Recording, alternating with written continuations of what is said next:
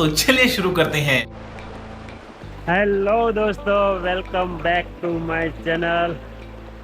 તો આજે આપણે છીએ પાવાગઢના જંગલોમાં અને તમે મારી પાછળ જોઈ રહ્યા છો ખડખડ વહેતું ઝરણું। તમે બેકગ્રાઉન્ડમાં તમને એનો અવાજ પણ આવતો હોય છે। ઝરણાના અવાજ સિવાય બીજો કોઈ અવાજ નહીં, પરમ શાંતિ।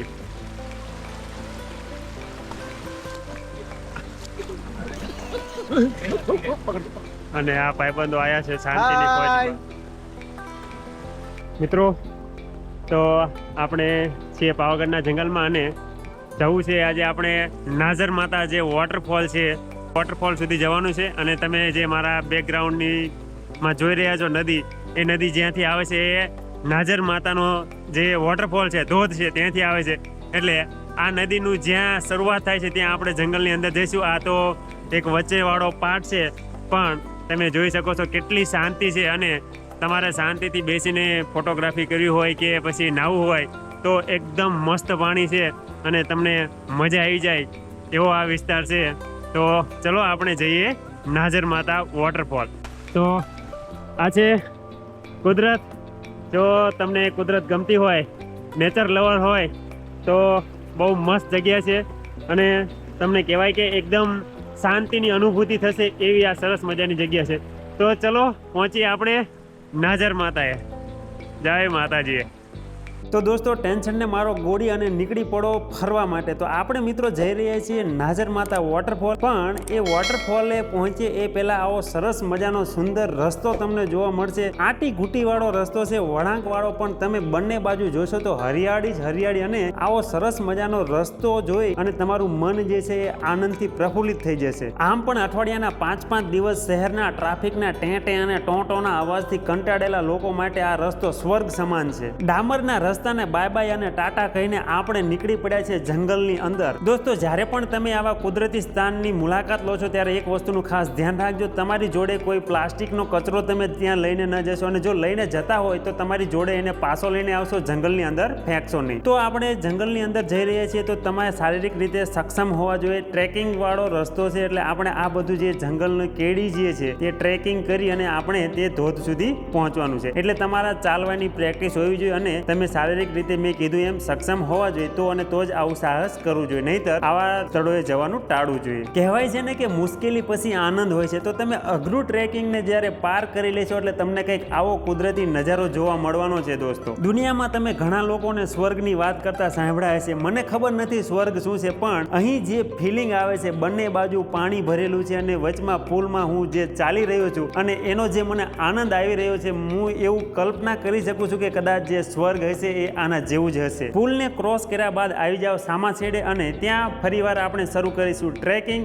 વૃક્ષોને જાણીશું, માણીશું, નવા નવા ફૂલ છોડને જોઈશું, પણ એક વસ્તુનું ખાસ ધ્યાન રાખશું, પ્રકૃતિને નુકસાન થાય એવી આપણે કોઈ પ્રવૃત્તિ નહીં કરીએ, ફક્ત એને અનુભવશું અને એનો આનંદ કરીશું। તો તમે આ જે બધું ટ્રેકિંગ છે, એક બાજુ તમે જુઓ મોટા મોટા પથ્થરો છે, એ પથ્થરોને આપણે ક્રોસ કરશું, એક બાજુ નદીનું ઝરણું ચાલી ગયું છે। તો આ જ્યારે આપણે પૂરું કરીશું એટલે આપણે સીધા પહોંચી જઈશું પરમ શાંતિના સાનિધ્યમાં। તો દોસ્તો, તમે તમારી ઓફિસમાં ખુરશી ઉપર તો બહુ બધા બેઠા હશો, આખું અઠવાડિયું બેઠા હશો, પણ તમે જ્યારે આ પથ્થરની ઉપર બેસશો અને તમે અનુભવશો તમારી આજુબાજુ આ સુંદર મજાનું ઝરણું ચાલ્યું જાય છે, ત્યારે તમારા જે બધા જ માનસિક તણાવો છે દૂર થઈ જાય છે અને તમને જે પોચી ગદાલીવાળી ખુરશી છે એની કરતાં આ બેઠક રહી 100% ઉત્તમ લાગશે। તો દોસ્તો, રસ્તાઓની આટી ઘૂંટી અને ટ્રેકિંગ અને નદીઓને પાર કરીને ફાઇનલી આપણે પહોંચી ગયા છીએ નાઝર માતાનું જે સ્થાન છે ત્યાં। તમે આ જે સામે જોઈ રહ્યા છો એ છે નાઝર માતા અને અહીંનું જે સ્થાનિક પબ્લિક છે એ અહીં માતાજીની સેવામાં આવ્યું છે, પૂજા કરવા માટે આવ્યું છે, એ તમે વિડીયોની અંદર જોઈ શકો છો। તો ચલો મિત્રો, આપણે પણ જઈએ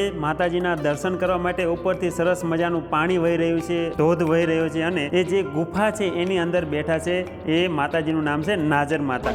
તો મિત્રો, આ તમે મારી પાછળ જે જોઈ રહ્યા છો એ છે નાઝર માતા।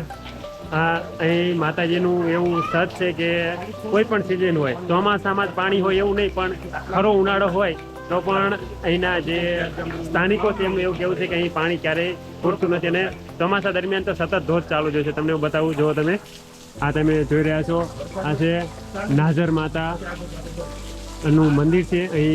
અહીંના સ્થાનિક લોકો જે છે એ માતાજીમાં ખૂબ માન્યતા ધરાવે છે અને એમના મનની બધી મનોકામનાઓ પૂરી કરે છે.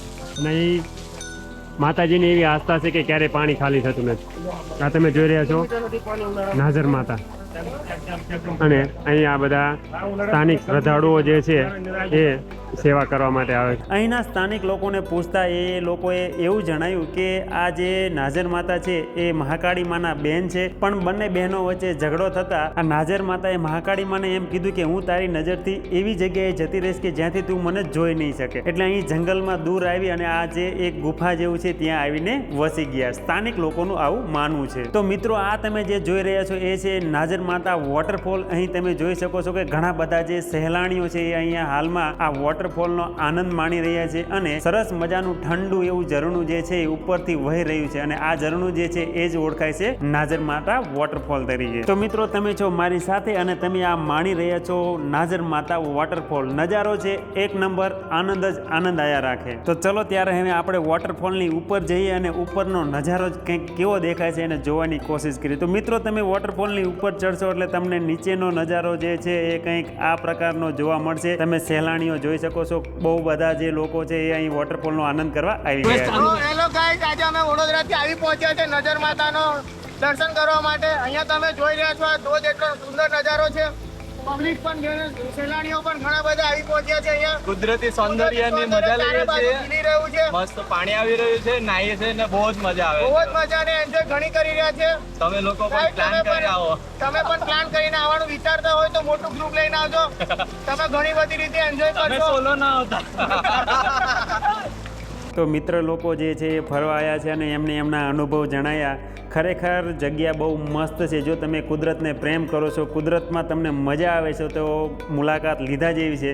પણ ધ્યાન એ રાખવાનું છે કે અહીં આવીને કચરો ફેલાવવાનો નથી કે કોઈ રાડો કે બરાડાઓ નાખવાના નથી, જેથી કરીને અહીં જે કોઈ પણ જાતનું જે વન્યજીવ છે એને કોઈ જાતનું નુકસાન થાય. તો બસ શાંતિથી બેસો, આવી રીતે પથ્થર ગોતી લો, ફરતી બાજુ તમને ઝરણાઓ હશે અને શાંતિની શોધમાં તમે અહીંયા આવતા હો તો તમે અહીંયા બિલકુલ આવી શકો છો અને બસ પથ્થર ઉપર સુઈ જાઓ અને આનંદ જ આનંદ કરો. તમે 2 થી 3 કિલોમીટરનું ટ્રેકિંગ કરીને આવ્યા છો એટલે સ્વાભાવિક છે કે તમને થાક લાગેલો હશે અને થોડાક પગ પણ દુખતા હશે. પણ જેવા તમે આવા વહેતા ઝરણાની અંદર પહોંચી જશો અને અહીં સુધી તમે આવી ગયા તો સમજી લો કે તમારો જે કંઈ પણ થાક છે એ પલભરમાં પાણીની અંદર ઓગળી જવાનો છે અને તમારો જે થાકની સાથે સાથે જે માનસિક તણાવ છે એ પણ આ પાણીની અંદર વહી જાય છે. મતલબ કે તમને એટલો બધો આનંદ આવી જશે કે તમે થાકને ભૂલી જશો. તો આ કુદરતની મહેર છે અને એમ કહેવાય કે જ્યાં સુધી તમે કુદરતના સંપર્કમાં છો અને કુદરતથી લગાવ રાખો છો ત્યાં સુધી તમારું જે માનસિક શાંતિ છે એ જળવાઈ રહેવાની છે. જેવું તમે કુદરતને નુકસાન પહોંચાડવાનું શરૂ કરશો એટલે તમારી જે માનસિક શાંતિ છે એ પણ વિખરાઈ જવાની છે. તો દોસ્તો જ્યારે પણ તમે આવો તો